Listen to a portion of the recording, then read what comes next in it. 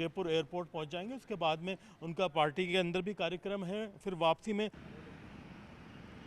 JP Nadda का जयपुर का कार्यक्रम जो है वो इस बार काफ़ी हद तक महिला सशक्तिकरण पर फोकस रहने वाला है। राजधानी जयपुर में आप देख सकते हैं कि मेरे पीछे आरआईसी सेंटर में उनको जो है अहिल्याबाई की जयंती पर महिला सशक्तिकरण से जुड़े कार्यक्रम में हिस्सा लेना है। यहाँ पर न केवल वो महिला सशक्तिकरण के कार्यक्रम में हिस्सा लेंगे, बल्कि प्रदेश के अंदर जो 2 नई कालिका यूनिट हैं जो कहीं ना कहीं महिलाओं के लिए समर्पित है, महिलाओं के द्वारा तैयार की गई हैं, जिसमें पुलिस की टीम कालिका यूनिट के रूप में काम करने वाली है।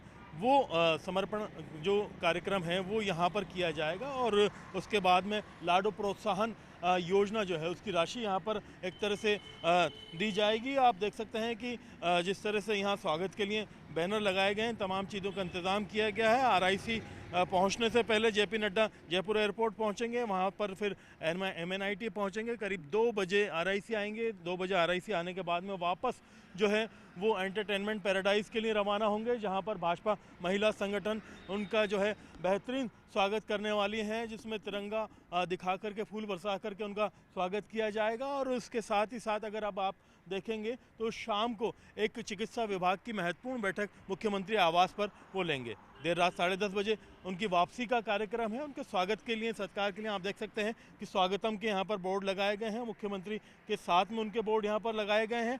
और आसपास के इलाकों में जहाँ जहाँ उनका रूट तय किया गया वहाँ पर सुरक्षा भी बढ़ाई गई है। और जो राजस्थान इंटरनेशनल सेंटर है, यहाँ पर कार्यक्रम की तैयारियाँ सारी कर ली गई हैं। फिलहाल जो जेपी नड्डा हैं उनके ख़ास कार्यक्रम यहाँ पर रखे गए हैं। केंद्रीय स्वास्थ्य एवं परिवार कल्याण मंत्रालय वो संभाल रहे हैं, तो लिहाजा कोविड को लेकर के, बाकी चीज़ों को लेकर के उनका फोकस रहेगा। और शाम को उनकी महत्वपूर्ण बैठक भी रहेगी सीएम आवास पर, जहां पर बहुत महत्वपूर्ण चर्चाएं की जानी हैं। कैमरा पर्सन मान सिंह के साथ में अरबाज अहमद, न्यूज़ 18 के लिए जयपुर से।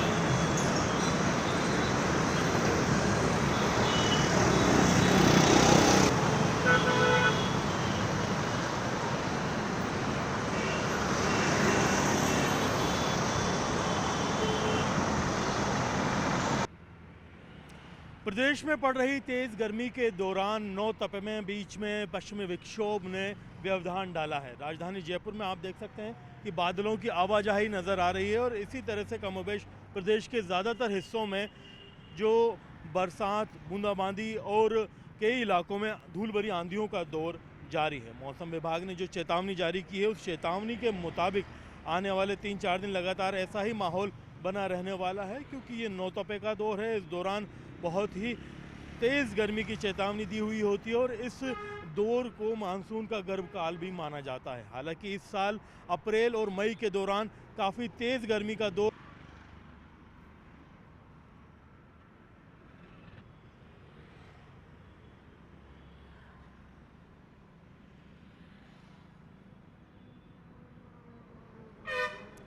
राजस्थान के अंदर मौसम में आए बदलाव के बाद में तापमान के अंदर काफ़ी अंतर देखने को मिल रहा है।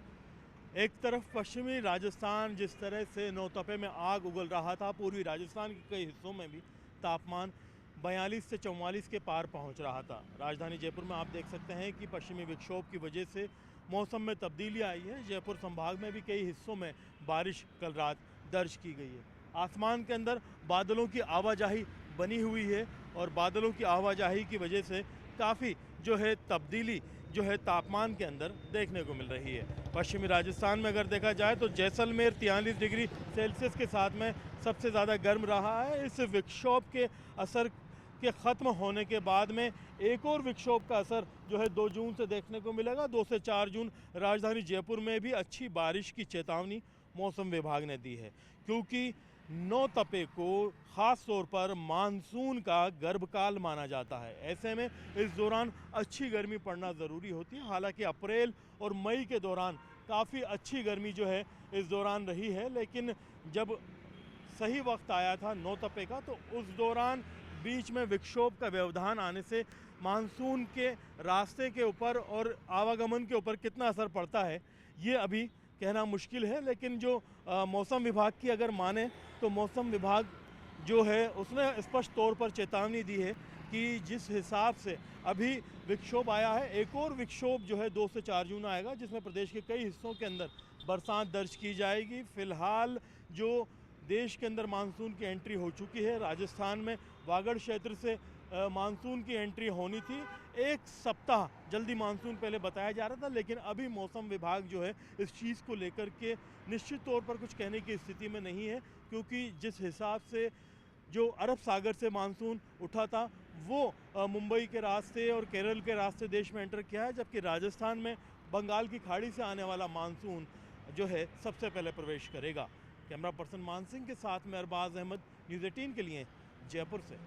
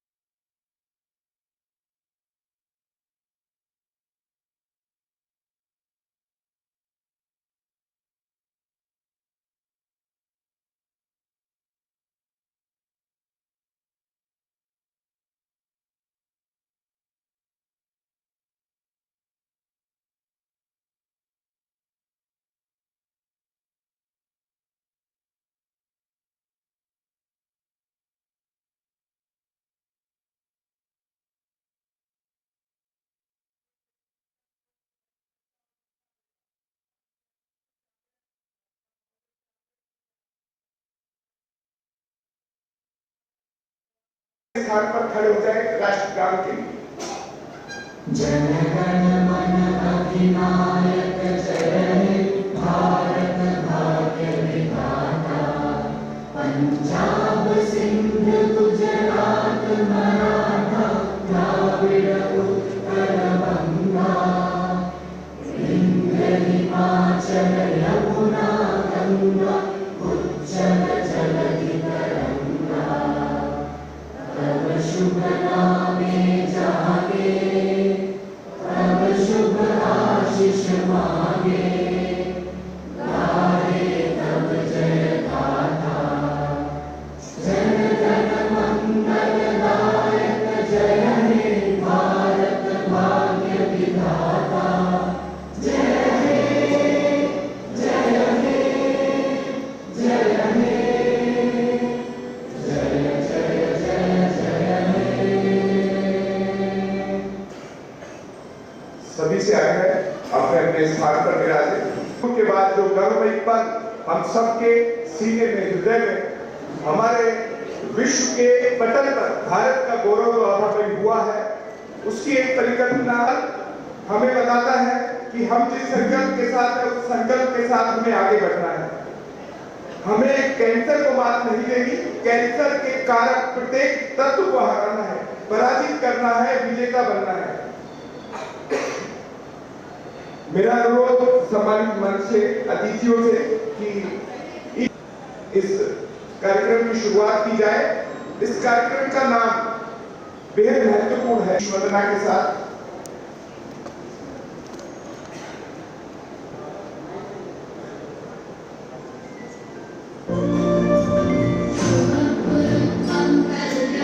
ऐसे थोड़ी पीछे जो हमारे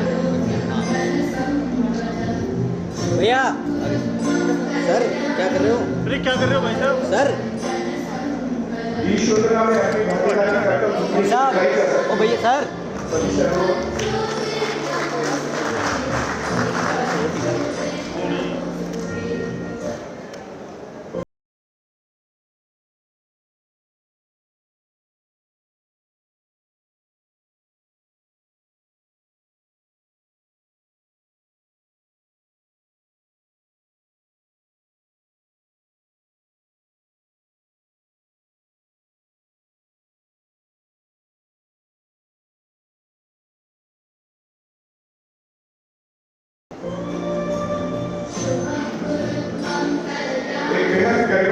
हम सबके लिए माननीय राज्यपाल महोदय की मौजूदगी अनिका मुखर्जी जी यहाँ पर है, विमल सुराना जी हैं, डॉक्टर प्रेमचंद लोढ़ा जी, मेजर जनरल एस कारी जी, डॉक्टर पुनीत सिंह जी, डॉक्टर श्रीकांत जी अग्रवाल जी। फूलों का गुलदस्ता देकर इस पावन परिसर में, इस भूमि पर जहाँ केवल सेवा भावना विराजती है, फ्लावर पोट देकर उनका स्वागत करें। करतल ध्वनियों से स्वागत, अभिनंदन। मैं बताना चाहूंगा कि इस भावना से अनिका कोठारी जी काम कर रही है, उसी भावना को लेकर महाराष्ट्र से देश की धरती और इस वीर धरा पर राजस्थान में माननीय राज्यपाल महोदय गली गली घूमकर यहाँ पर हर एक समस्या को जानकर काम कर रहे हैं।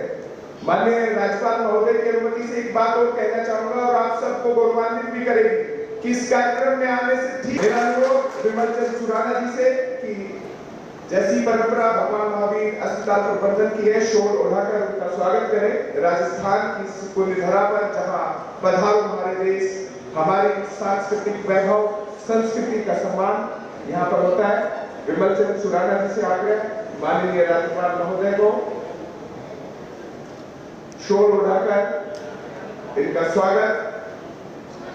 एक सम्मान है कि जिस संकल्प के साथ माननीय राज्यपाल महोदय यहाँ है, वो एक विश्वास इनके कंधों पर विराजता हुआ दिखाई दे रहा है कि ये संकल्प बरस दर बरस उनकी एक आवाज के साथ हम यूं ही आगे बढ़ाते रहेंगे।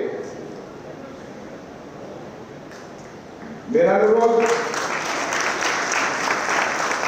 Executive director retired major general S C Parik ji से कि मोमेंट को भेंट करें और तालियों की गड़गड़ाहट इतनी नहीं चाहिए।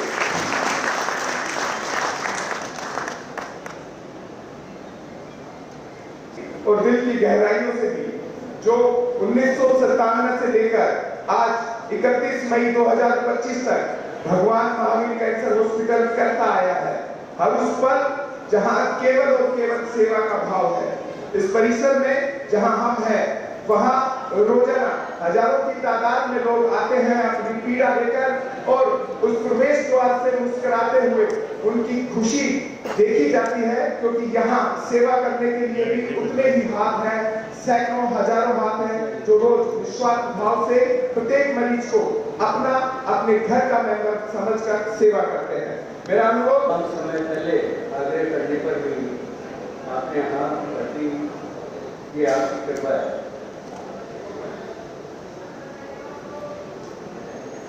तंबाकू कितना खतरनाक है ये तो हम सब जान चुके हैं और हर साल हम इसके निवारण के लिए, जागरूकता के लिए आज का दिन मनाते हैं।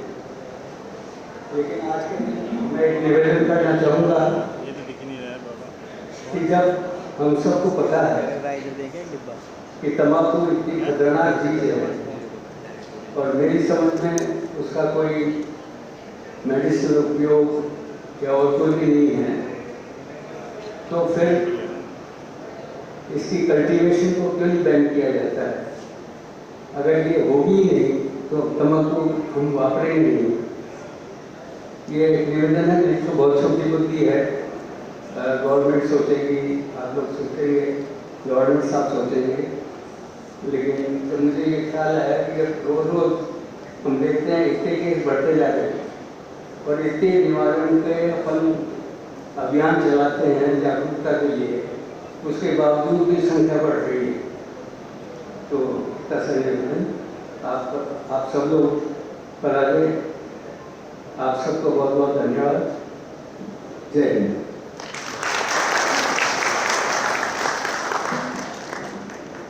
थैंक यू सो मच आदरणीय विमलचंद सुराना जी।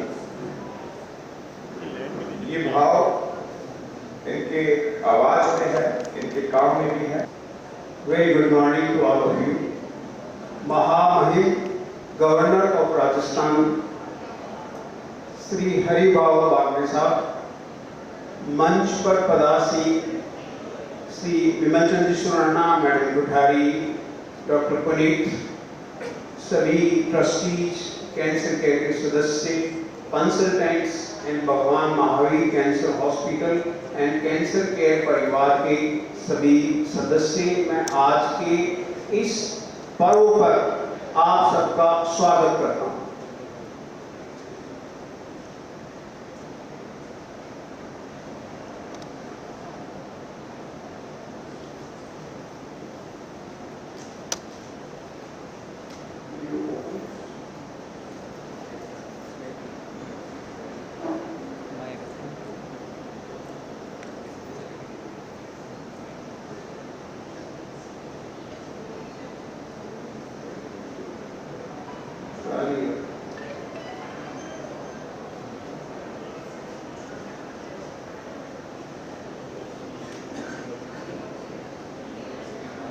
महामहिम, ये अस्पताल नहीं है, ये एक हॉलिस्टिक ट्रीटमेंट सेंटर है और यहाँ इस अस्पताल को एक मंदिर बनाने की कामना इन ट्रस्टीज की, हमारे जो ट्रस्टीज हैं उनकी है।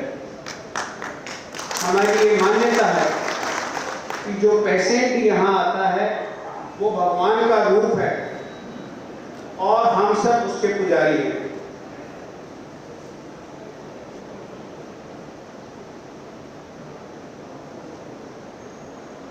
यदि हम इस अस्पताल के इतिहास में जाएं तो मैं आपको यहाँ बताना चाहता हूँ कि 1992 के पहले कैंसर की सुचारू कोई व्यवस्था इस जयपुर शहर में नहीं थी, मतलब राजस्थान में नहीं थी।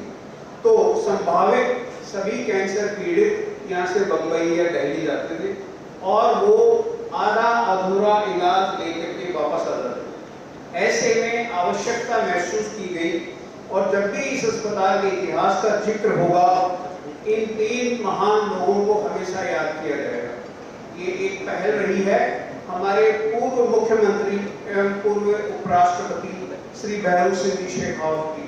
उन्होंने ये महसूस किया कि जयपुर शहर में ऐसी व्यवस्थाएं होनी चाहिए जिससे कैंसर का आमूल-चूल इलाज किया जा सके और इस व्यवस्था के लिए विद्या विनोद जी काला, स्वर्गीय विद्या विनोद जी काला आगे आए और उन्होंने एक ट्रस्ट बनाया। लेकिन सबसे महत्वपूर्ण भूमिका रही है माननीय डॉक्टर प्रफुल्ल देसाई की, जो कि एक एमिनेंट ऑन्को सर्जन है। वो इस अस्पताल के मेंटर हैं और उन्हीं की वजह से ये अस्पताल इस रूप में आज आ चुका है। लेकिन जो ड्राइविंग फोर्स रही है, अस्पताल बनना चाहिए, अस्पताल के लिए सरकार ने, माननीय दैन मुख्यमंत्री जी ने जमीन दी, लेकिन अस्पताल, कैंसर का अस्पताल चलाना कोई मामूली बात नहीं है। महामहिम, ये तीन ऐसे व्यक्ति हैं, श्री नवरत्न जी कोठारी जो हमारे चेयरमैन हैं, वो आज यहाँ नहीं है, बॉम्बे में है, लेकिन उन्होंने भी आपको प्रणाम भेजा है। उन्होंने ये पहल ली और कैंसर हॉस्पिटल बनाना आसान काम नहीं, क्योंकि इक्विपमेंट बहुत महंगे आते हैं और इनके साथ कंधे से कंधा मिलाकर चले हैं श्री विमलचंद जी सुराना, जो यहाँ बैठे हुए हैं, एंड मैडम कोठारी। मैं यहाँ ये कहना चाहूँगा कि मैडम कोठारी दिन भर इस हॉस्पिटल में रहती है महामहिम, और वो मरीजों की हर भूमिका में इन्वॉल्व हैं। सर, इस अस्पताल ने अपने इस लंबे सफर में करीब 2.5 लाख लोगों को स्क्रीन किया है। ये 300 बेड का नॉन प्रॉफिट ऑर्गेनाइजेशन है, non profit I am using word, और ये अस्पताल को best single speciality in northern zone का अवार्ड मिल चुका है और 8 इन कंट्री का अवार्ड मिल चुका है। ये अस्पताल NABH और NABL से एक्रेडिटेड है, जो कि क्वालिटी के पैरामीटर हैं। हमारे जो डॉक्टर्स हैं they are second to none. और मैं महामहिम आपको बताना चाहता हूं कि अब भी जो कोई पेशेंट यदि बॉम्बे जाता है या दिल्ली जाता है तो उसे ये बताया जाता है कि जयपुर में भगवान महावीर कैंसर हॉस्पिटल है, वहाँ के डॉक्टर यहीं के ट्रेंड हैं, आप क्यों नहीं वहाँ जाते। ये मेरे लिए और हमारे स्टाफ के लिए और इस ट्रस्ट के लिए बहुत गर्व की बात है। राजस्थान सरकार की 2 योजना है, माँ योजना और RGHS, इन दोनों से हम जुड़े हुए हैं और इनका इलाज करते हैं। महामहिम आपको बताना चाहता हूँ, इन दिनों अखबार में आप देखते होंगे कि RGHS योजना में बहुत से हेल्थ केयर ऑर्गेनाइजेशंस या जो भी इंस्टीट्यूट्स हैं उनका करप्शन में इन्वॉल्वमेंट सामने आया है। लेकिन मैं यहाँ इस मंच पे खड़ा होकर कहता हूँ कि इस अस्पताल में न अंडर ट्रीटमेंट होता है न ओवर ट्रीटमेंट होता है, और हमारे विरुद्ध किसी भी तरह की कोई कंप्लेंट नहीं है, बल्कि RGHS का स्टाफ ये इस ट्रस्ट की एक अभूतपूर्व देन है कि किसी भी पेशेंट को कोई क्षति नहीं होनी चाहिए। जो मिशन और विजन स्टेटमेंट ट्रस्ट ने मुझे दिया है कि अफोर्डेबल केयर प्रोवाइड कीजिए, केयर अफोर्डेबल होनी चाहिए और ह्यूमन टच के साथ होनी चाहिए, बेस्ट टेक्नोलॉजी होनी चाहिए, और हमारी वैल्यूज हैं एथिकल प्रैक्टिस। यहाँ बिल्कुल गाइडलाइंस के हिसाब से इलाज किया जाता है। कैंसर के इलाज के लिए जो भी आवश्यक फैसिलिटीज हैं, जो भी आवश्यक सर्विसेज हैं, जैसे 3 मुख्य विभाग हैं, मेडिकल ऑन्कोलॉजी, सर्जिकल ऑन्कोलॉजी और रेडिएशन ऑन्कोलॉजी, ये हमारे यहाँ बहुत अच्छे क्वालिफाइड डॉक्टर्स के साथ में है। और डायग्नोसिस के लिए जो रेडियो डायग्नोसिस लेबोरेटरी और न्यूक्लियर मेडिसिन है, ये यहाँ भी हमारे बेहतरीन अव्वल दर्जे के इक्विपमेंट हैं, ताकि पेशेंट को इस अस्पताल के प्रांगण से बाहर कहीं भी नहीं जाने की जरूरत हो।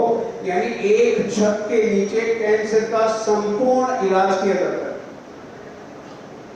एक और इम्पोर्टेंट बात है कि अलाइड सर्विस जितने भी आवश्यकता होती है अस्पताल में वो तो सब है, लेकिन एक विशेषता अस्पताल की और इस ट्रस्ट की यह है कि यहाँ पेशेंट के रिश्तेदारों के लिए धर्मशाला बनी हुई है। जो रेडिएशन ऑन्कोलॉजी के लिए पेशेंट आते हैं उनके रिश्तेदारों को 20-22 दिन जयपुर शहर में रहना पड़ता है, तो उनके लिए बिल्कुल फ्री भी और किफायत की भी उनकी आवश्यकता अनुसार कमरे बने हुए हैं, और ये फैसिलिटी इस अस्पताल की एक यूनिक आइडेंटिटी है। मुझे फख्र है आपको ये बताते हुए कि न केवल राजस्थान के हर जिले से, बल्कि उत्तर प्रदेश, हरियाणा, मध्य प्रदेश, दिल्ली, बिहार, पंजाब, वेस्ट बंगाल, महाराष्ट्र और गुजरात से भी हमारे यहाँ पेशेंट आते हैं और वो इलाज लेते हैं। लगभग 15,000 नए रजिस्ट्रेशन इस अस्पताल में होते हैं, 50,000 लोगों का एडमिशन होता है साल में, और 2 लाख से ऊपर लोगों की OPD हर साल होती है। ये हमारी टीम है जिनकी वजह से ये अस्पताल अपनी सेवाएं प्रदान करता है। मेडिकल ऑन्कोलॉजी में 6 क्वालिफाइड डॉक्टर्स हैं, और वो जो भी ऑन्कोलॉजी में ट्रीटमेंट की आवश्यकता है वो सभी सेवाएं देते हैं। बहुत डिटेल में न जाकर के मैं ये कहना चाहता हूँ कि जो आवश्यक है वो सभी सेवाएं ट्रस्ट ने यहाँ पर मुहैया करवा रखी है। ये हमारे हेमेटोलॉजिस्ट हैं जिनकी 2 विशेषताएं, एक हमारे यहाँ AML वार्ड है। ये AML एक ऐसी बीमारी है महामहिम जिसमें मॉर्टिलिटी बहुत ज़्यादा होती है, और AML वार्ड की वजह से मॉर्टिलिटी कम होती है क्योंकि इन्फेक्शन फ्री ट्रीटमेंट मिलता है। और बोन मैरो ट्रीटमेंट जो BMT हमारी स्टार्ट हुई है वो उसमें भी बहुत अच्छी क्योर रेट है। ये सर्जिकल टीम है और इनके साथ reconstructive ortho and the neuro science भी जुड़ी हुई है। यहाँ पर अवैध क्रेनियोटॉमी भी हुई है। रेडिएशन ऑन्कोलॉजी में हमारे यहाँ अव्वल दर्जे की लेटेस्ट टेक्नोलॉजी की मशीन्स और क्वालिफाइड डॉक्टर्स हैं। रेडिएशन का बहुत ही बखूबी से इलाज होता है, यानी जो कैंसर के बीमार के लिए 3 सुविधाओं की आवश्यकता है वो तीनों यहाँ पर विद्यमान है। हमारा जो न्यूक्लियर मेडिसिन डिपार्टमेंट है डायग्नोस्टिक एंड थेरेपेटिक दोनों हैं। यहाँ वो कुछ इलाज भी होते हैं, जैसे रेडियो आइडिन जो राजस्थान में सबसे पहले यहीं शुरू हुआ था। एनेस्थीसिया डिपार्टमेंट SICU के साथ फुली इक्विप्ड है ताकि पेशेंट को पोस्ट ऑपरेटिव किसी तरह का कॉम्प्लिकेशन नहीं हो। ऐसे ही पैथोलॉजी, रेडियोलॉजी डिपार्टमेंट और ब्लड बैंक डिपार्टमेंट भी अपनी अपनी सेवाएं दे रहे हैं। एक और जो विशेषता मैं आपको अर्ज करना चाहता हूँ महामारी को यह है कि कैंसर का पेशेंट अल्टीमेटली पैलिएटिव केयर की तरफ जाता है। उसके लिए हमारे यहाँ पैलिएटिव केयर डिपार्टमेंट है जिसका रिकॉग्निशन एशिया में है। यहाँ पर हॉस्पिस है, यहाँ पर डे केयर है, उसके अलावा हमारे डॉक्टर्स और नर्सेज होम विजिट भी करते हैं और टेलीफोनिक हेल्पलाइन भी है। हमारा जो पैलिएटिव डिपार्टमेंट है डॉक्टर अंजुम उसकी हेड है, डायरेक्टर है। और चूंकि पैलिएशन के टाइम पर ये दूर दराज से लोग फर्स्ट एड के लिए यहाँ आते हैं तो उनके लिए बहुत मुश्किल होती है और अक्सर उनका रास्ते में ही अंत हो जाता है। तो हमने राजस्थान गवर्नमेंट से मिलकर के 400 डॉक्टर्स और नर्स को ट्रेन किया है ताकि वो पेरिफेरी में भी पैलिएटिव केयर दे सकें। अब अस्पताल अपने कार्य के लिए हर बार हर तरह से मीडिया में, प्रिंट और मीडिया में उसके बेहतर प्रचार होता रहता है।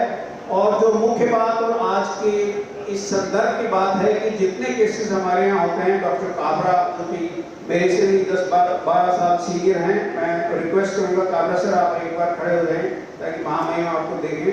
आप ये स्टेटिस्टिक्स निकालते हैं, आप बहुत ही बुजुर्ग हैं और उसके लिए बुजुर्ग होता है कि 27% केसेस हेड एंड नेक के हैं जिनका direct affect, direct involvement tobacco and tobacco products से।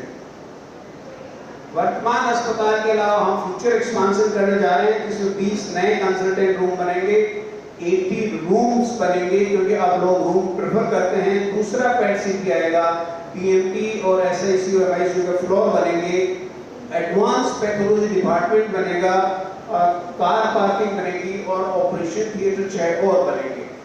इसके अलावा इक्विपमेंट में रोबोटिक एंड टोमोथेरेपी पर कार्य हो रहा है। टोटल इन सब काम में करीब 200 करोड़ प्लस खर्चा और अगले 2 साल में होने वाला है। ट्रस्ट हॉस्पिटल है, नॉट फॉर प्रॉफिट है, लेकिन academically we are second to none. महामहिम सभी हमारे जो डिपार्टमेंट है उनमें DNP चलती है और मुझे फक्र है आपको ये बताते हुए कि हमारे यहाँ सर्जिकल ऑन्कोलॉजी में नॉन टीचिंग इंस्टीट्यूट्स में मैक्सिमम DNP है। We have 6 DNPs at any time. इसका इम्पैक्ट ये है कि जब पेशेंट वार्ड में होता है तो 18 आदमी उसकी देखभाल करने के लिए 24/7 अवेलेबल होते हैं। अब तक 109 DNPs अस्पताल से निकल चुके हैं and they are well placed national and international level और 49 इस पर परस्यू कर रहे हैं।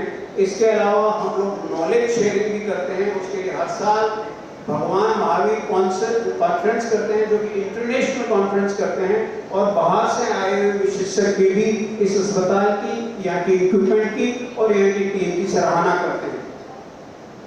अगले साल के लिए हमने ऑलरेडी हेमेटो ऑन्कोलॉजी, BMT और पैथोलॉजी में BM को प्लान किया है। उससे अगले साल के लिए ऑर्थोपेडिक्स में प्लान किया है, यानी आगे से आगे ये प्लान होता रहता है।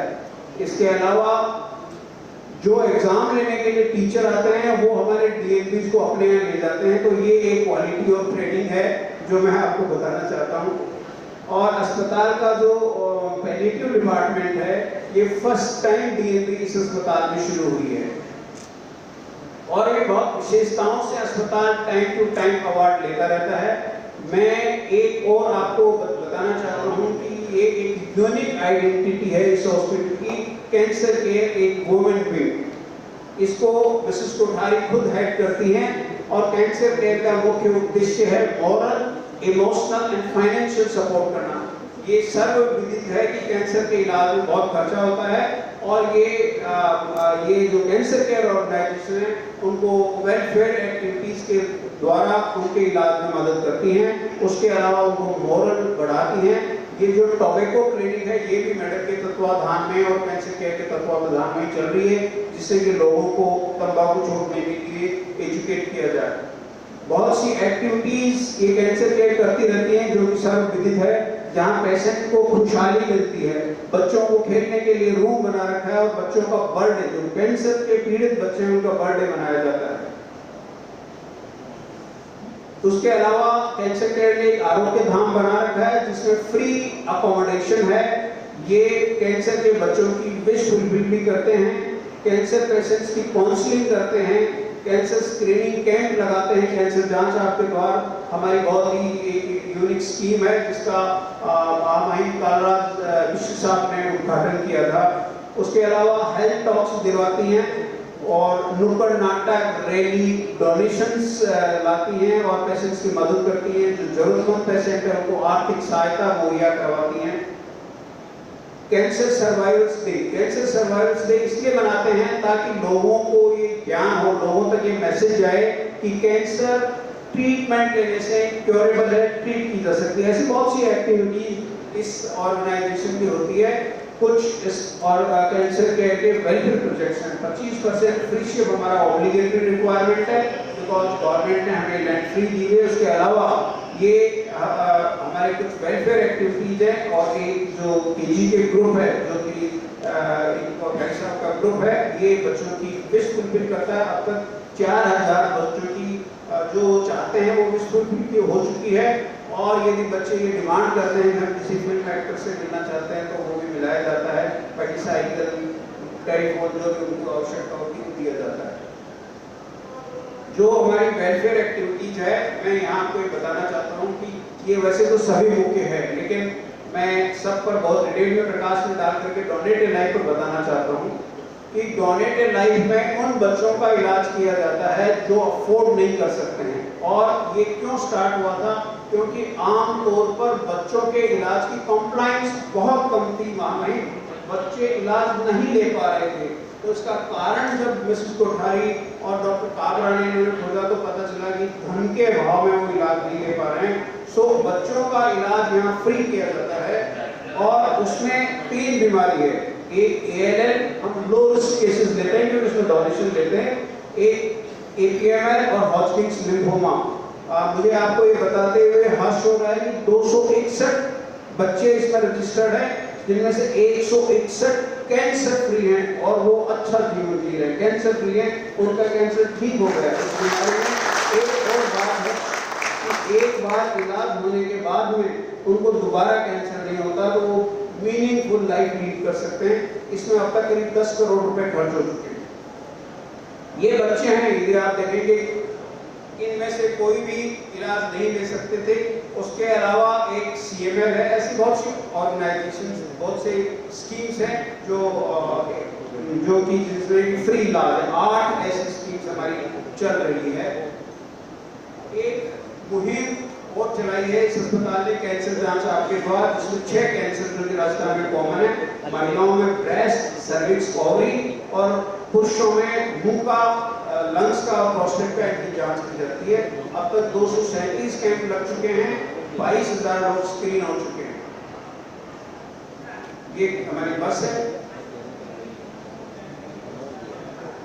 अस्पताल को समय समय पर अवार्ड मिलते रहते हैं। सभी लोगों को, मेडल कोठारी को व्यक्तिगत रूप से अवार्ड मिले हैं, अस्पताल को अवार्ड मिले हैं और हमारे सभी डॉक्टर्स को भी सम्मानित किया जा चुका है। आज वर्ल्ड नो टोबैको डे है। क्यों हम इसको आज महत्व दे रहे हैं? क्योंकि ये मेजर रिस्क फैक्टर है। इसी की वजह से बहुत सी बीमारी होती है। लगभग 1.35 मिलियन डेथ हर साल हिंदुस्तान में इसकी वजह से होती है। सर, कैंसर से हर तरह की बीमारी हो सकती है। सिर्फ स्मोकिंग और टोबैको प्रोडक्ट से कोई भी बीमारी हो सकती है, किसी भी ऑर्गन को लिया जा सकता है। उसमें इनका इफेक्ट है, चाहे हार्ट अटैक हो, लंग की डिजीज हो, कैंसर हो। तो ये एक ब्राइट प्रोडक्ट है। बच्चे इसको सीखते हैं क्योंकि उनको थोड़ा आनंद आता है वो उनका, लेकिन इसका इंटेंशन डार्क है।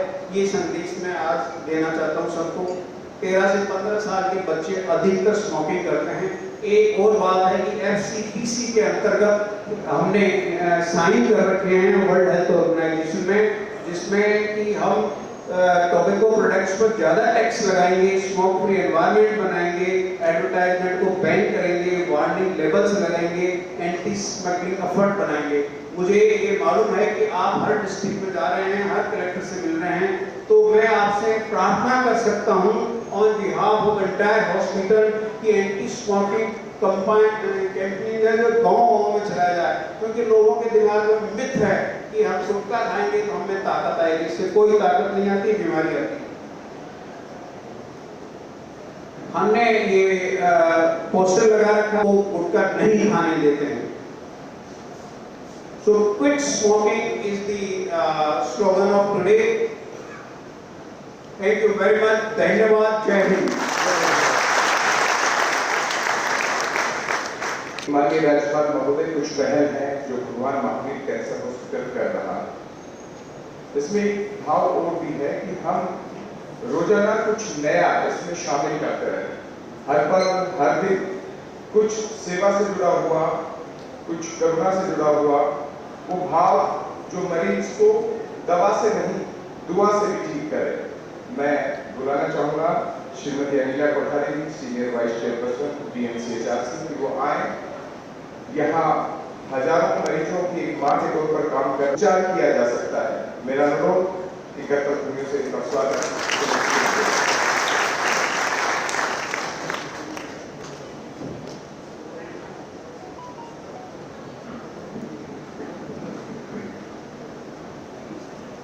माननीय गवर्नर साहब बहुत इंतजार कर रहे हैं आपके।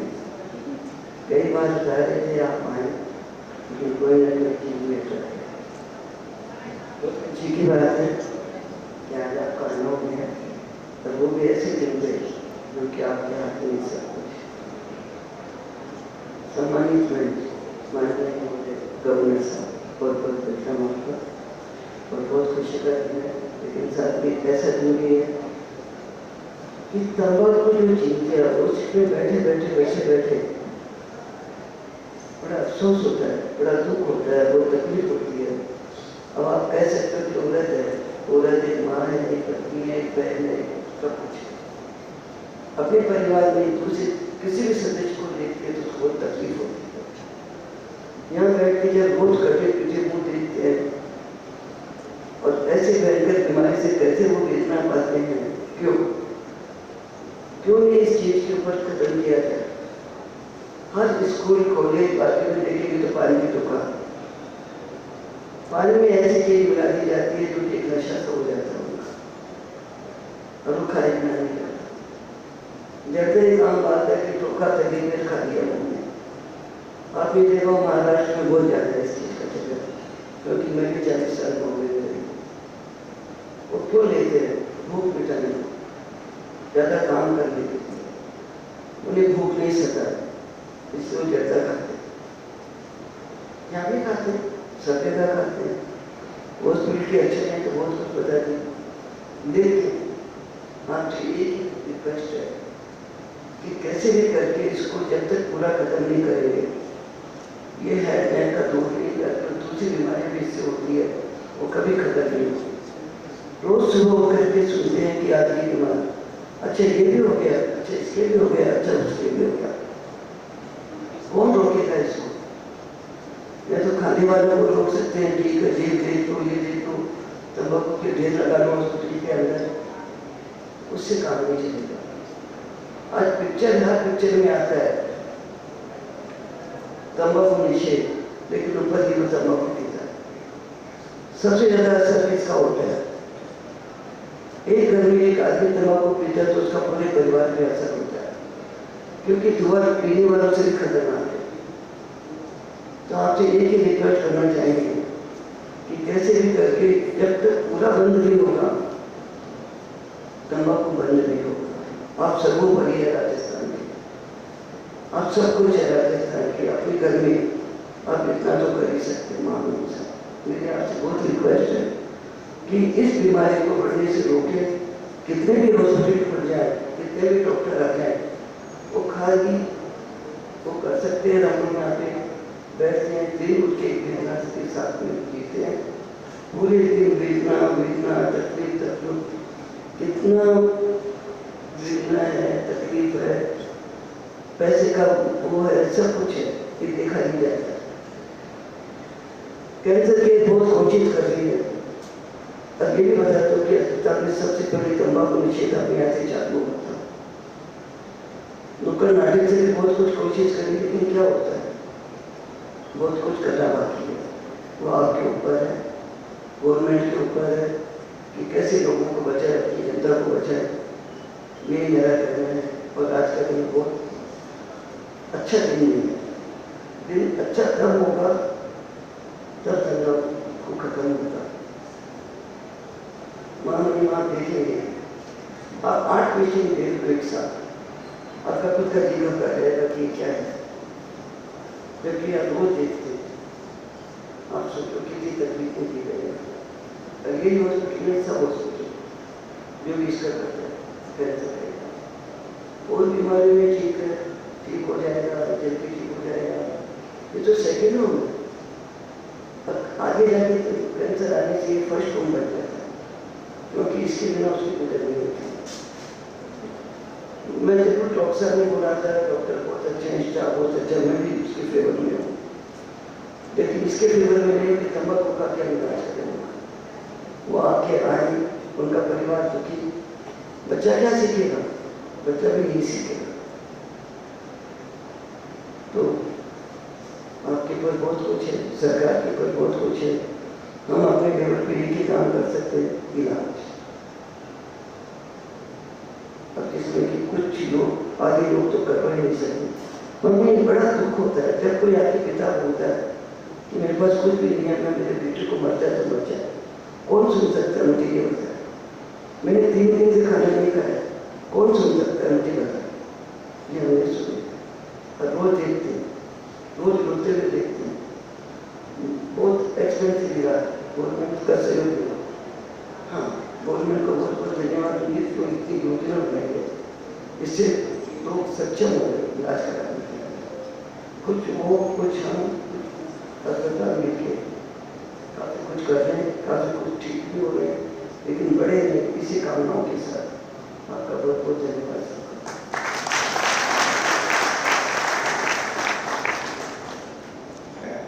यहाँ पर 13 लाख लोग सालाना मौत के मुंह में जा रहे हैं। हो सकता है कोई मौत अभी इसी वक्त हुई हो, क्योंकि प्रतिदिन 3500 से अधिक लोग मौत के मुंह में समा रहे हैं, केवल और केवल तंबाकू की वजह से।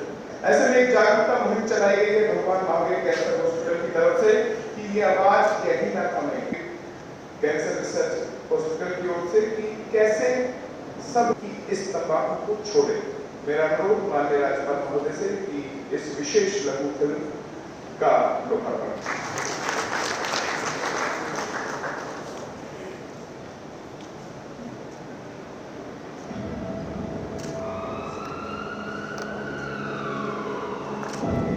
जो माँ ये बुखार नहीं देख सकती अपने बच्चे का, तो इतनी बेहतर बीमारी कैसे देख सकती है।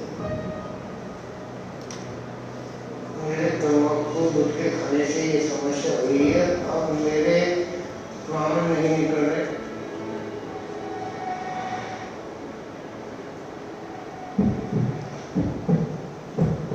कीमती सपने अल्लड़ बचपन जिंदा जवानी और खुशियां चिता में जलकर राख होते देखा है। तंबाकू का शौक तलब मनोहार के बीच हजारों घरों को खाक होते देखा है। जिस पौधे को सींचा था उम्र लगाकर, फूलों से लदे बगीचे को साफ होते देखा है। सिगरेट का कश तंबाकू का एक पाउच लेने से पहले क्या सुनी वो चीख जो मुंह नहीं खोल पाती पर गूंजती है हर एक्सरे। क्या देखा है खुद अपनी ही मुस्कान को धुएं में गुम होते हुए। क्या महसूस किया है माँ की नम आंखें, पिता के कंधों का झुकाव। नहीं ना, कभी नहीं, क्योंकि दोस्त परिवार अपनों की बजाय आपने चुनी थी बस एक पान की दुकान। ये जानते हुए भी कि इसके बाद का सफर है दर्दनाक, नहीं संभले तो मुकाम है सिर्फ और सिर्फ दर्दनाक मौत। तंबाकू कैंसर का कारक है, मौत के आंकड़े चीख चीख कर गवाही देते हैं, फिर भी इसकी गिरफ्त में है हमारे बच्चे, भाई बहन और हमारे अपने। तंबाकू एक खामोश कातिल की तरह हमारे अपनों को चुपचाप हर सेकंड हमसे छीन रहा है।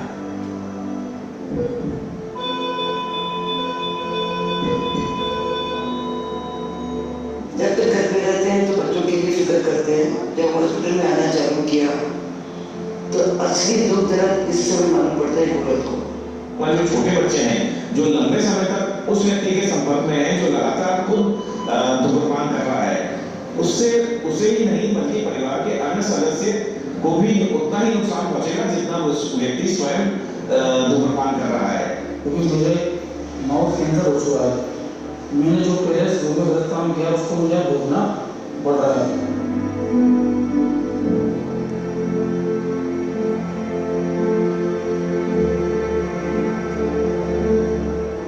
भगवान Mahavir cancer hospital and research centre महज एक अस्पताल नहीं, ये भावना है सेवा भाव की, एक मिशन है कैंसर से मुक्ति का।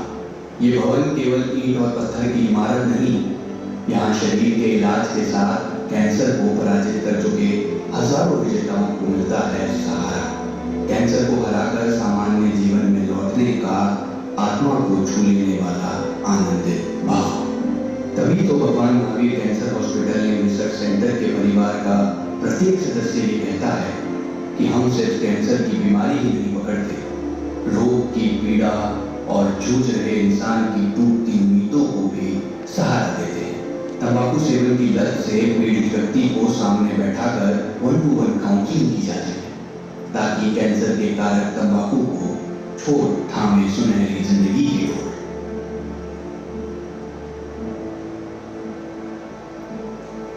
तो बचपन से ही लोग इस जगह पर मुंह है, मुंह के अंदर इसको सुबह उठते हैं यहाँ पे दबा के रख देते हैं। पूरे दिन भर यहाँ पे जब तंबाकू पड़ा रहता है उसके वजह से जो यहाँ पर इरिटेशन होता है, उस इरिटेशन की वजह से यहाँ पे सफेद पैच बनने लगते हैं जिसको हम ल्यूकोप्लेकिया बोलते हैं। जब तंबाकू लगातार खाते हैं तो कैंसर हो जाता है और ऐसे लोगों को कैंसर एडवांस स्टेज में पता लगता है, जो कि कईयों बार घाव रिश्ता व घाव हो जाता है। गाल में जो है वो कीड़े पड़ जाते हैं, दोनों तरफ छेद हो जाता है। कैंसर एक लाइफस्टाइल है, एक बीमारी है जो कि हमारे रहन सहन खान पान के ऊपर निर्भर करती है। हम क्या खाते हैं, हमारा शरीर उस बीमारी को उसी रूप में प्रकट करता है। क्यों आखिर क्यों पीते हैं वो लोग अपनी मौत को अपने गले से क्यों लगाते हैं? बड़ा दुख होता है। जैसे जैसे हॉस्पिटल में दिन बढ़ते जा रहे, जैसे जैसे देखते जा रहे तो ये लगता है कि ये क्या है, क्यों नहीं छोड़ देते।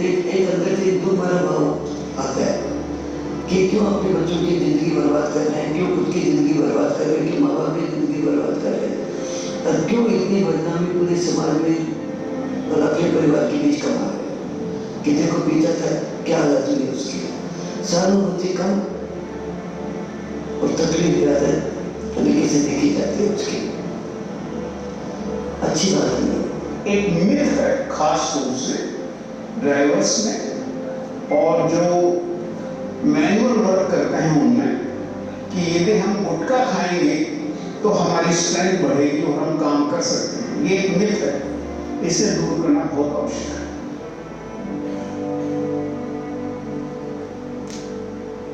क्या आप वाकई तंबाकू छोड़ना चाहते हैं? अस्पताल की काउंसलिंग औपचारिकता नहीं बल्कि मिशन है संवाद का, ताकि समझाया जा सके हर एक जिंदगी कीमती है। कोशिश है बतलाने की कि कैसे तंबाकू को छोड़ अपना और अपनों का जीवन संवारा जाए। काउंसलर तंबाकू की लत से ताउम्र दूर जाने के हर एक कदम को आपको बताता है, जिससे वो सब आप पा सकें जो खो गया है बीड़ी सिगरेट के धुएं और कहने की आदत से। और सबसे जरूरी, क्यों ये जिंदगी बचानी चाहिए। जो हम बोल रहे हैं वो एक सलाह नहीं है, वो एक सेवा है। आपके अंदर की जो शक्ति है वो तंबाकू से बड़ी है। जो लोग हमें कहते हैं कि हम तंबाकू नहीं छोड़ सकते, हमें आदत लग चुकी है, ये सिर्फ उन्हीं के लिए है कि ये आपके अंदर की जो शक्ति है वो तंबाकू से बहुत बड़ी है, तो उसे पहचानना हमारे लिए ज़रूरी है। हम केवल इसी में काम कर रहे हैं। और हर बार जब कोई इंसान ये कहता है कि मैंने छोड़ दिया, तब लगता है कि जिंदगी फिर से जीत गई, पराजित हो गई बुरी आदतें। ये सिर्फ नियम नहीं, ये एक संकल्प है, हमारी नैतिक जिम्मेदारी है। तभी तो लिया गया है प्रण भगवान महावीर कैंसर अस्पताल के परिसर को तंबाकू मुक्त करने का। इस अस्पताल में कोई भी मरीज, परिजन या स्टाफ ना ही तंबाकू उत्पादों का सेवन कर सकता है और ना ही हॉस्पिटल परिसर में लेकर आ सकता है। प्रवेश द्वार पर सभी की सघन जांच में तंबाकू उत्पादों को जब्त कर समझाया जाता है कि जहर से दूरी बरतें। इन तंबाकू उत्पादों को नष्ट कर यही सत्य संदेश दिया जाता है कि यहाँ तंबाकू नहीं, जिंदगी चुनना अनिवार्य है। तंबाकू सिर्फ आपकी जिंदगी नहीं छीनता, ये आपके पीछे रह जाने वालों की रूह भी जला देता है। वो एक छोटी सी गुड़िया जो जेब में है, घर में मातम की बुनियाद रख रही है। तो चलिए आज हम एक वादा कीजिए कि अगली पीढ़ी सिर्फ ताजी सांसें लेगी, तंबाकू नहीं। जिंदगी चुने, तंबाकू नहीं। एक जिंदगी बची तो एक पूरा घर बचा, आज नहीं तो कभी तंबाकू छोड़ो।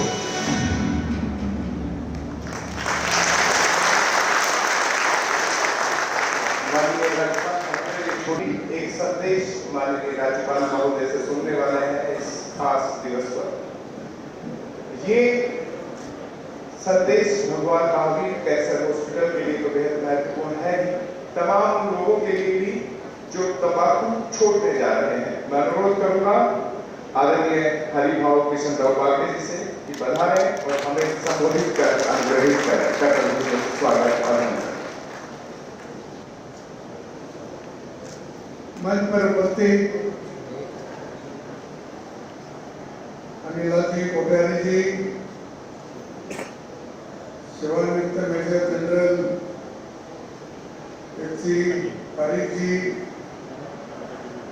डॉक्टर पुनीत सिंह जी, कुंवरचंद सुराणा जी, उपस्थित सभी डॉक्टर, स्टाफ, छायाचित्रकार, मीडिया बंधु, भाई और बहनों, भगवान Mahavir cancer institute research centre द्वारा आज विश्व में तंबाकू के बारे में जो निषेध दिन मना रहे हैं, निषेध दिन का स्वागत करता हूँ और एक अच्छा कार्यक्रम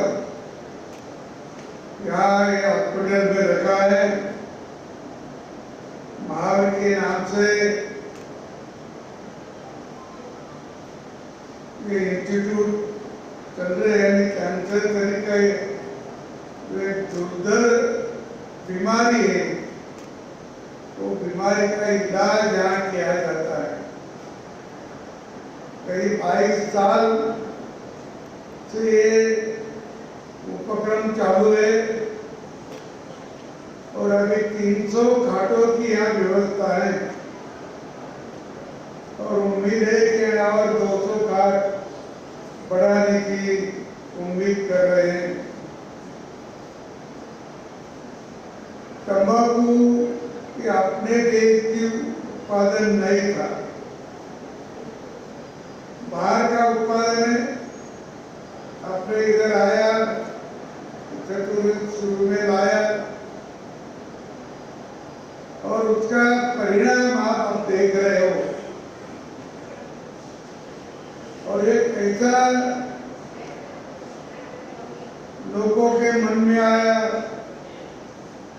तो शुरू में जो आया होगा तब गांव के या देश के जो प्रमुख लोग होंगे उन्हें शायद शुरुआत की होगी।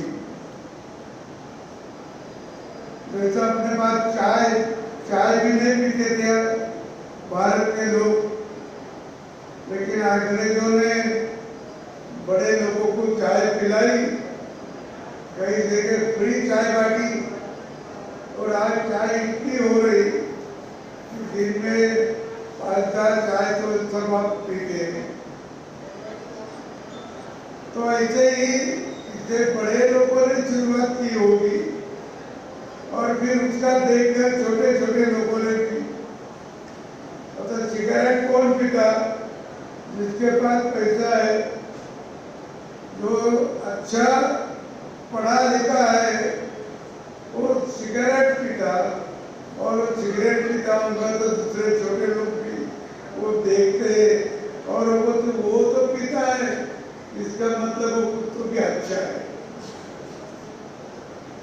और ऐसे सोच कर ये तंबाकू का जो उपयोग है वो बढ़ा है, और अभी जो इतना बढ़ा है कि कंट्रोल करना बहुत कठिन हो रहा है, लेकिन होगा ही। ये जो कंट्रोल करना है तो उसको तो अभी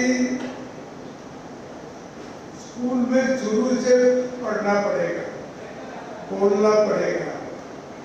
एक बार बच्चों के मन में ये अच्छी नहीं थी, ये डालना पड़ेगी, और बच्चों के मन में ये चीज अच्छी ये डाली तो आगे वो कम होते जाएगी और कम हो जाएगी।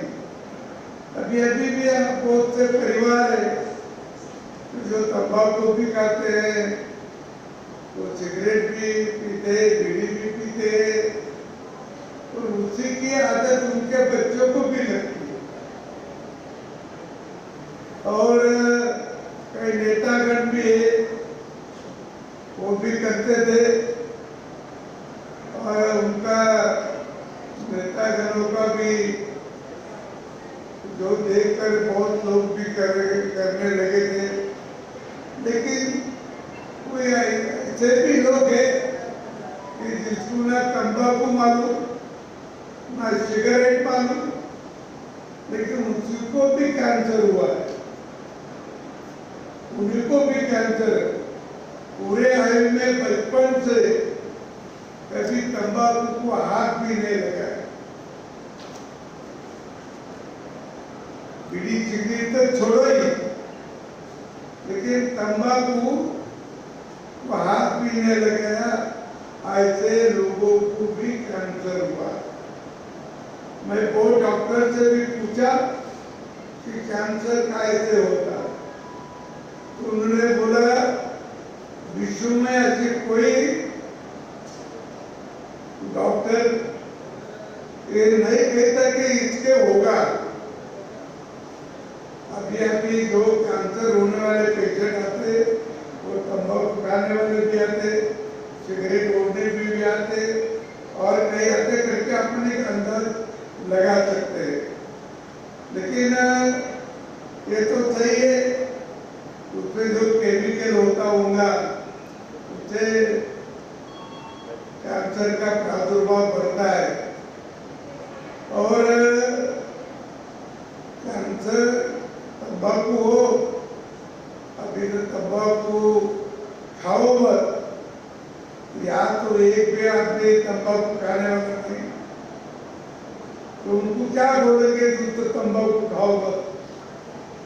लेकिन अपने को बाहर बोलना पड़ेगा, झोपड़पट्टी में बोलना पड़ेगा, देहात में बोलना पड़ेगा, जहाँ तंबाकू ज्यादा खाते फैक्ट्री के मजदूर लोग हैं वहाँ बोलना पड़ेगा। जो ट्रांसपोर्ट वाले लोग हैं उनके पास बहुत से ड्राइवर रहते हैं, उनको बोलना पड़ेगा।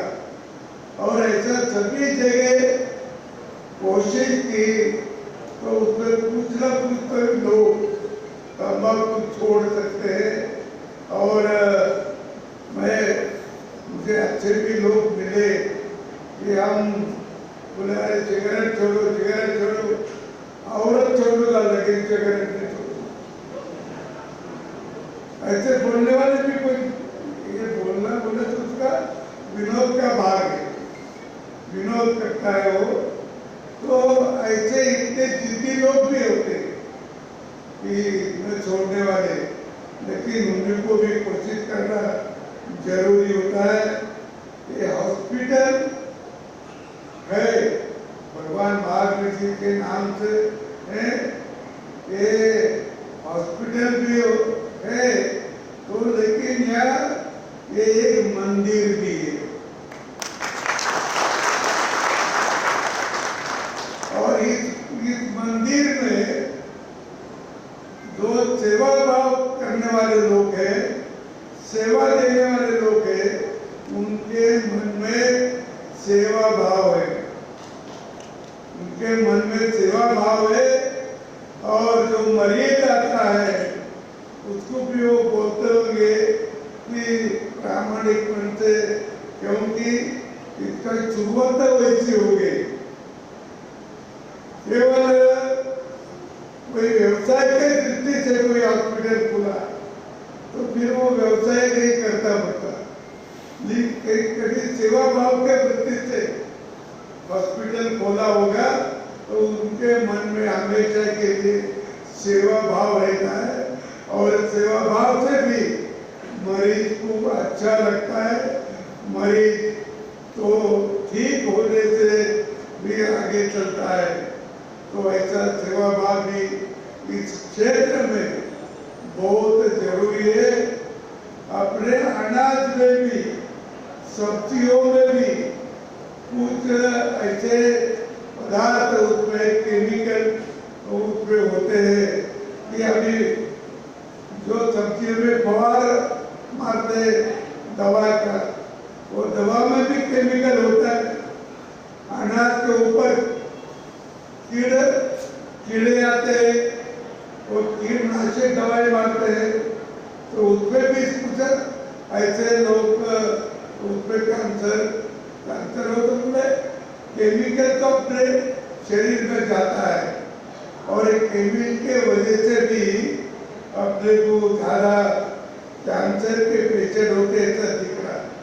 कोई कैंसर तज्ञ है, जो लोग हैं कैंसर पे काम करने वाले लोग हैं, वो भी मुझे मिलते हैं। तो वो ये बोलते हैं कि अभी भारत में 8-9 लोग के पीछे ये कैंसर का पेशेंट है, और 5 पेशेंट के पीछे 2 ही अच्छे होते, 3 मर जाते।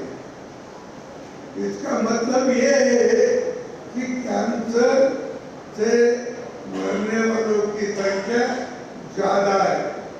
उसका और भी एक कारण है। ये कारण ये है कि उसका निदान जो होता है वो देरी से होता है। गलती कुछ हॉस्पिटल की होती है, वो पेशेंट जल्दी आता नहीं, और इधर उधर वो दवा पास थोड़ी वो दवा लेता होगा, कुछ देहात के डॉक्टर है, कुछ तालुका जगह के डॉक्टर से, उनसे वो दवा लेता होगा, और कैंसर बढ़ता हुआ ज़्यादा बढ़ने के बाद वो उसका निदान होता है, और निदान हुआ तो फिर वो ऐसे हॉस्पिटल में आता है। कैंसर 50% के ऊपर गया तो कंट्रोल करना ही मुश्किल है। मुश्किल होता कभी कभी होता ही कंट्रोल, लेकिन 50% से ऊपर गया तो कंट्रोल करना भी जरा कठिन होता है। और ऐसी स्थिति में पेशेंट अच्छा होना, ये भी थोड़ा कोशिश का, इतनी कोशिश की तो हाथ पे आता नहीं, ये भी बात आप देखते हैं। और तंबाकू तो हानिकारक है ही। तंबाकू के वो पीढ़ी पे वो तंबाकू सिगरेट उस पर लिखा है इससे कैंसर होता है। अरे जो पढ़ने वाले वो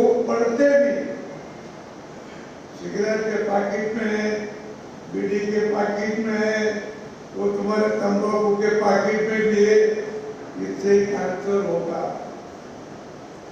ये लिखते हैं, लिखा है, वो पढ़ते भी और उसका उपयोग भी करते।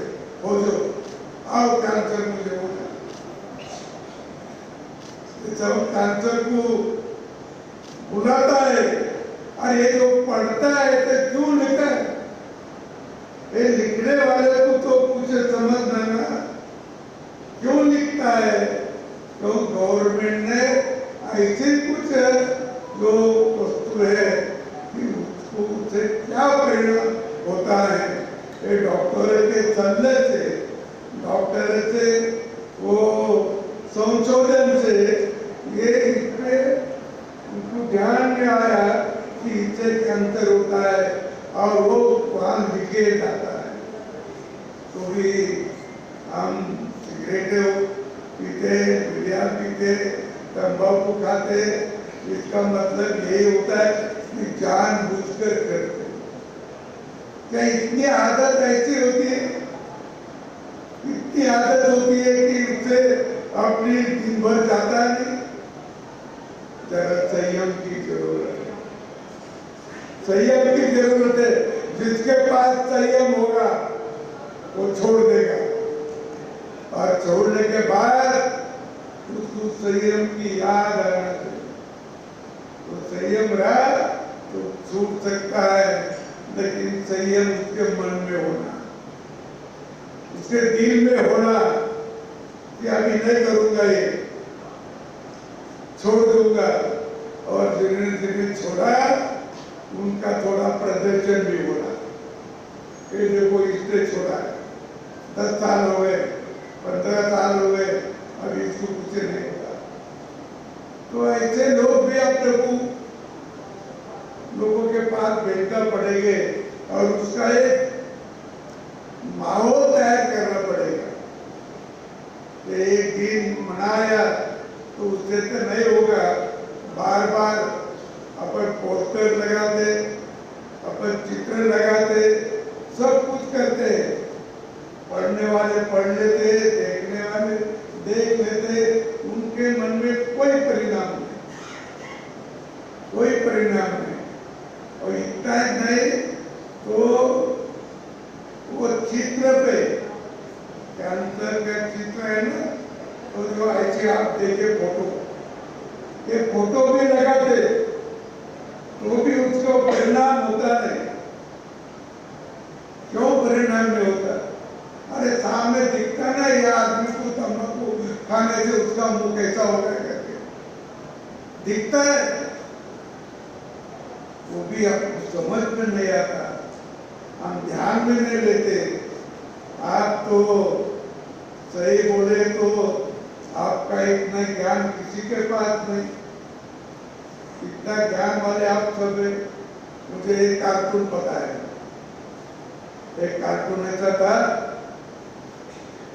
कि एक रेलवे का फाटक था, रेलवे का क्रॉसिंग, और वो क्रॉसिंग के जो डंडा लगा था उसके नीचे से लोग जाते थे। मोटरसाइकिल वाले भी थोड़ी टेढ़ी करके जाते, स्कूटर वाले भी टेढ़ी करके जाते, और सब चलते रहते जब तक नदी गाड़ी नहीं आती तब तक। तो उसके बाजू एक कुत्ता बैठा था, कुत्ता, और वो जो लाल लाइट था ना, वो लाल लाइट के तरफ उसकी नजर थी, वो कुत्ते, और वो लाल लाइट ऐसा देखता था कि कब ये लाल लाइट बुझेगा और कब हरा लाइट आएगा। वो कुत्ता देख रहा था और आदमी उससे नीचे से जा रहा था।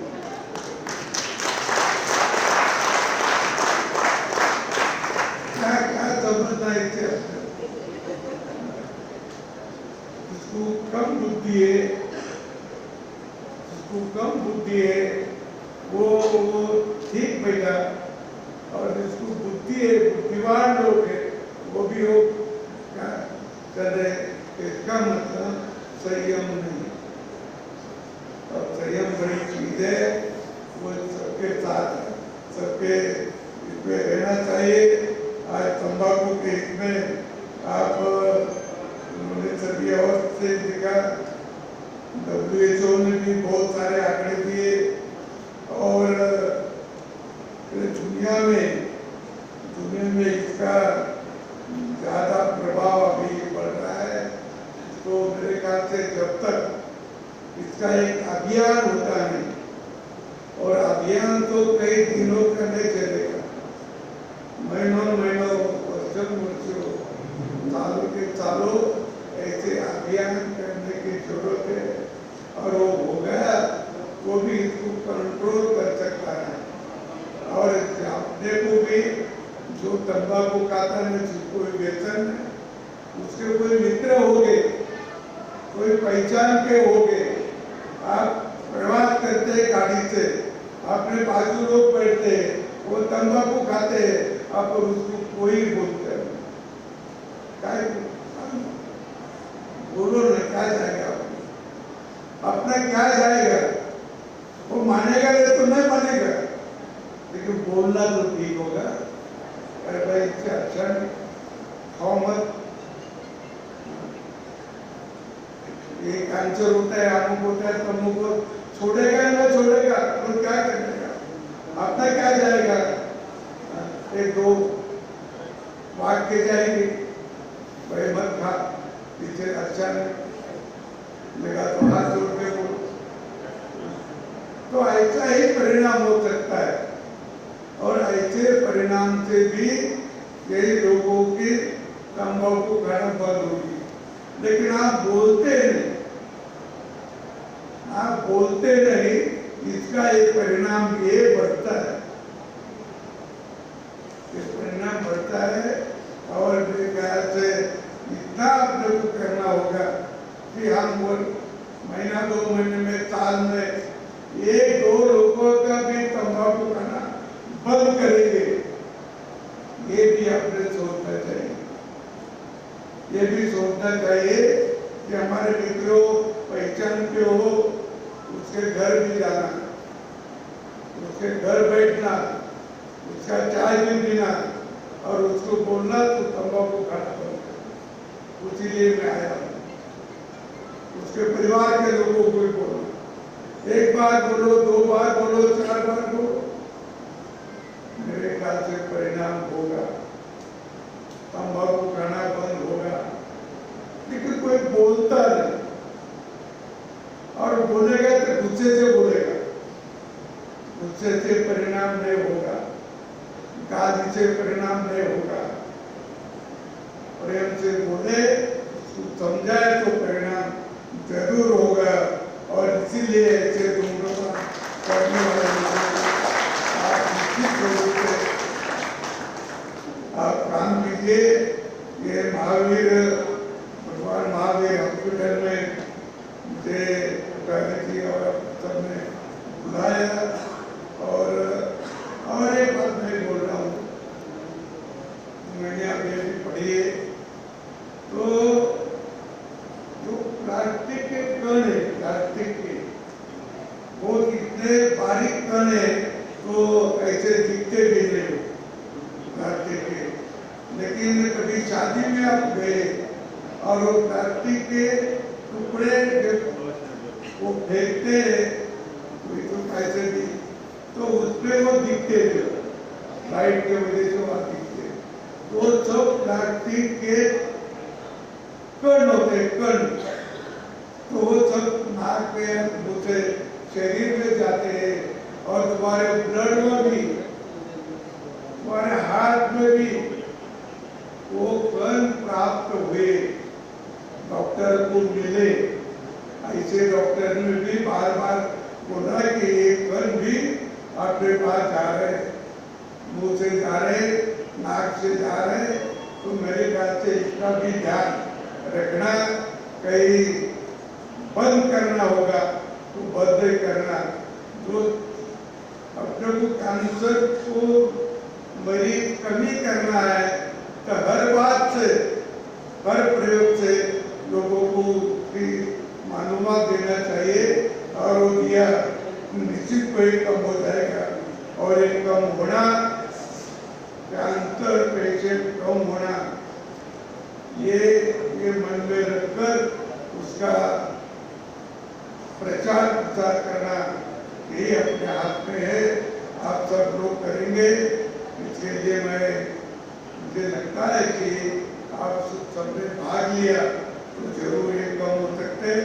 मुझे यहाँ बुलाया और मेरा सत्कार भी किया, तो सभी को मैं धन्यवाद देता हूँ। और तंबाकू को मुक्त राजस्थान, टीबी मुक्त राजस्थान करने का फैसला गवर्नमेंट ने किया, उसको भी आप साथ दो, इसलिए विनती करता हूँ, रुकता हूँ। धन्यवाद। कैंसर मुक्त पहल को बन दिया है, सहज सरल और स्पष्ट शब्दों में ताकत दी है। तंबाकू खाना बंद हुआ। इस मुहिम में मैं चाहूंगा एक कर्तव्य भूमि से माननीय राज्यपाल के संबोधन के ताकत दी जाए। मैं जानता हूं कि इस परिसर में सभी लोग तंबाकू को पीछे छोड़कर आए हुए हैं। माननीय राज्यपाल महोदय एक और पहल है यहाँ पर कि यहाँ 85 अतिथिगण, हमारे मुख्य अतिथि श्री हरिभाऊ बागरे जी महामहिम, Shrimati Anila Kothari ji senior vice chairman BMC HRC, Shri Vimal Chand ji Surana managing trustee BMC HRC, major general doctor S C Patil ji कार्यकारी निदेशक बीएमसी एचआरसी, वरिष्ठ चिकित्सकगण, मीडिया प्रतिनिधि एवं बीएमसी एचआरसी परिवार के समस्त सदस्यगण, सभी को मेरा सादर नमस्कार। आज के इस विश्व तंबाकू निषेध दिवस के विशेष अवसर पर मैं बीएमसी एचआरसी की ओर से आप सभी का तहे दिल से धन्यवाद करता हूं। सबसे पहले मैं श्री हरिभाऊ बागरे जी का आभार प्रकट करता हूं कि आपने अपने व्यस्त समय से समय निकालकर हमारे कार्यक्रम की गरिमा को बढ़ाया। आपकी प्रेरणादायी उपस्थिति हम सभी के लिए एक संदेश है कि तंबाकू के विरुद्ध यह लड़ाई सिर्फ चिकित्सा की नहीं बल्कि सामाजिक जागरूकता की भी है। श्रीमती अनिला कोठारी जी एवं श्री विमल चंद सुराना जी, आप दोनों का विशेष धन्यवाद। आपकी नेतृत्व क्षमता एवं दूरदृष्टि के कारण ही बीएमसी एचआरसी आज इस स्तर पर पहुंचा है और तंबाकू मुक्ति के इस अभियान में अग्रणी भूमिका निभा रहा है। Major general doctor Patil ji, आपके समर्पण, अनुशासन और दूरदर्शिता हम सभी के लिए प्रेरणा स्रोत है। आपके नेतृत्व में संस्था न केवल इलाज में बल्कि जन जागरूकता में भी अपना योगदान दे रही है। मैं बीएमसी एचआरसी के वरिष्ठ चिकित्सकों, सभी नर्सिंग एवं प्रशासनिक स्टाफ और हमारे मीडिया मित्रों का भी धन्यवाद कर। जय हिंद।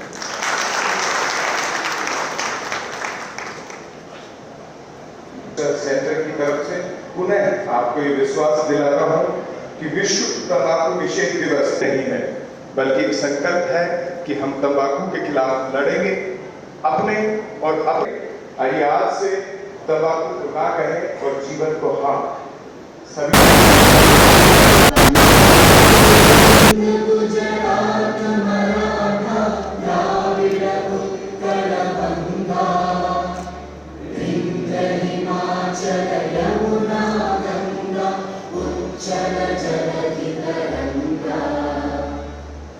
शुभ नामे जागे तब शुभ आशीष मांगे गाहे तब जय गाथा जन गण मंगल दायक जय हे भारत भाग्य विधाता जय हे जय हे जय हे जय जय जय जय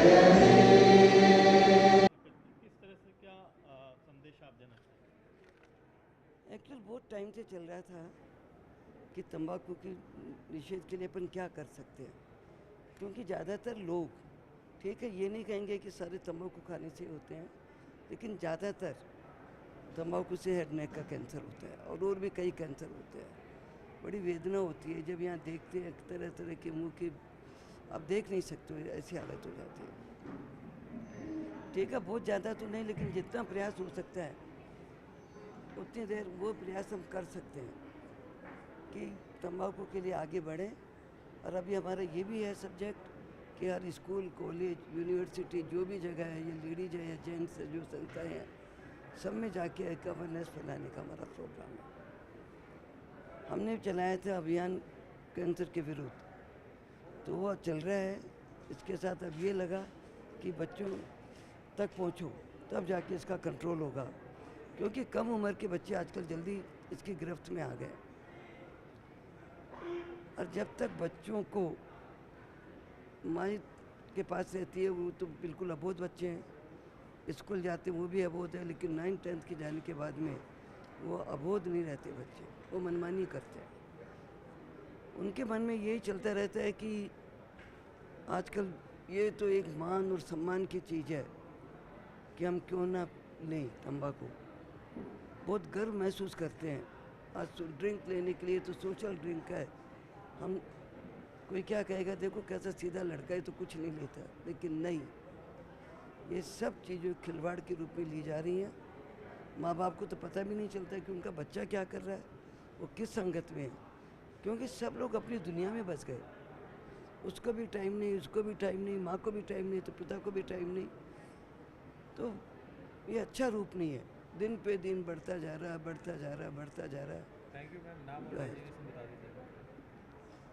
मैं नीला कोठारी, भगवान महावीर आपने अपील भी की थी गवर्नर साहब से कि किस तरह से? मैंने अपील की थी कि जब तक तंबाकू का रोक नहीं लगेगी तब तक नहीं कर सकता। बोलने से क्या होगा, एक बार मिलेगा, 2 बार मिलेगा, कितनी बार मिलेगा किसी से। तो हम ये चाहते हैं कि तंबाकू का निषेध हो। उनसे हमने रिक्वेस्ट भी की थी, लेकिन बहुत असंभव काम है। हर बंडल पे लिखा है कि तंबाकू निषेध, तंबाकू हानिकारक है, लेकिन लोग तो वास्तव में समझेंगे जब होगा। तो गवर्नर साहब का भी यही था कि पढ़ो, पढ़ना जानते हो, फिर क्यों नहीं छोड़ते हो, क्यों जाग के चलते हो। वो भी ठीक है, और लोग प्रयास भी करें, एक दूसरे को बोले भी कि ये कोई आपकी प्रतिष्ठा का सवाल नहीं है। तो जरूर करना चाहिए। धन्यवाद आप सबका बहुत बहुत। Thank you so much. ठीक है ना? ठीक है सर। आज खास दिन मनाया गया, राज्यपाल जी आए, कैसा रहा? आज नो टबैको डे है। वर्ल्ड WHO की तरफ से नो टबैको डे है, और तंबाकू से बहुत कैंसर होता है, ये सर्वविदित है। और भगवान महावीर की स्टेटिस्टिक्स जो है वो ये कहती है कि 27% केसेस हेड एंड नेक के हैं, जिनका डायरेक्ट और इनडायरेक्ट लिंक तंबाकू से है। न केवल कैंसर, बल्कि तंबाकू से और भी डिजीज, चाहे वो कार्डियोवास्कुलर हो, रेस्पिरेटरी हो, रीनल हो, वो सब डिजीज़ होती हैं। इसीलिए ये प्रोग्राम यहाँ मनाया गया है। और आपने देखा होगा कि हमारे अस्पताल ने एक फ़िल्म बनाई है लोगों तक ये संदेश देने के लिए कि ये कितनी भयानक लत है, यानी आप खुद जिम्मेदार हैं इस बीमारी के लिए। माननीय महामहिम राज्यपाल साहब आज इस मौके पर आए, इससे इस बात को और इम्पेटस मिलेगा। भगवान महावीर न केवल इलाज की तरफ देखता है, लेकिन प्रिवेंटिव ऑन्कोलॉजी में भी हमारा बहुत योगदान है, और इसीलिए कैंसर जांच आपके द्वार एक मुहिम यहाँ चलाई हुई है। कैंसर क्यों होता है, किस लिए होता है, इस पर बहुत रिसर्च चल रही है, वर्ल्ड में रिसर्च चल रही है। अभी भी कोई पिन पॉइंट नहीं हुआ है, लेकिन कुछ कंट्रीब्यूटिंग फैक्टर्स हैं, जिनमें smoking, tobacco and tobacco related product main है। उसके अलावा आजकल जो केमिकल फर्टिलाइजर्स का यूज है, जो अशुद्ध सामग्री हमें खाने पीने के लिए मिलती है, सिडेंट्री लाइफस्टाइल है, आज फिजिकल एक्टिविटी बच्चे नहीं करते हैं, ये एक बहुत बड़ी समस्या है। तंबाकू की जो समस्या है, और इसको यदि हमें निवारण करना है तो हमें ये स्कूल हेल्थ का एक प्रोग्राम बनाना पड़ेगा, क्योंकि जो आदमी तंबाकू का सेवन स्टार्ट करता है और जो लगातार करता रहता है, वो 14-15 साल की उम्र में ये सीखता है, तब शौक ये सीखता है, किसी को देख करके सीखता है, स्टाइल से सीखता है। तो स्कूल में ये प्रोग्राम बनाना, चलाना, टीचर्स के द्वारा बच्चों के ऊपर निगाहें रखना, पेरेंट्स को भी देखना चाहिए कि बच्चे के मुंह से कोई स्मेल तो नहीं आ रही है, बिकॉज उस वक्त आप उसे रोक सकते हैं। थोड़ा कष्ट सबको करना पड़ता है, थोड़ी सी कोशिश सबको करनी पड़ती है, लेकिन ये मुहिम एक अच्छा रिजल्ट देगी। और हमने वैसे WHO का जो पैक्ट है उसमें हमारी कंट्री ने साइन कर रखा है, तो मैं ये अपेक्षा करता हूँ सरकार से कि वाकई में इसमें इतना हैवी टैक्स लगाना चाहिए कि ये बहुत महंगी हो जाए।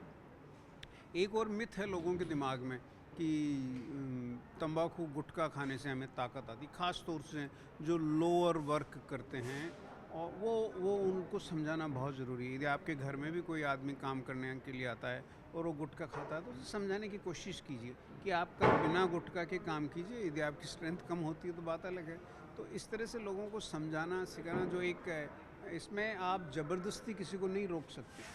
ज़बरदस्ती जब भी आप रोकोगे तो वो उसका रिज़ल्ट अच्छा नहीं होगा। तो कहने का मतलब ये है कि ये मुहिम हर इंसान को चलानी होगी। देश में कोने कोने से ये आवाज़ आनी चाहिए कि हमें स्मोकिंग को बंद करना है। थैंक यू, जय हिंद। शुक्रिया। आदेश हम कुछ नहीं कर सकते। क्या आदेश है मैम? वो हेड साहब से बात कर लो उधर जाके आप मौके के ऊपर। अब भाई साहब उनसे बात करो, कंट्रोल ने कहा है कि इधर ट्रैफिक नहीं जाना चाहिए, ये बात है।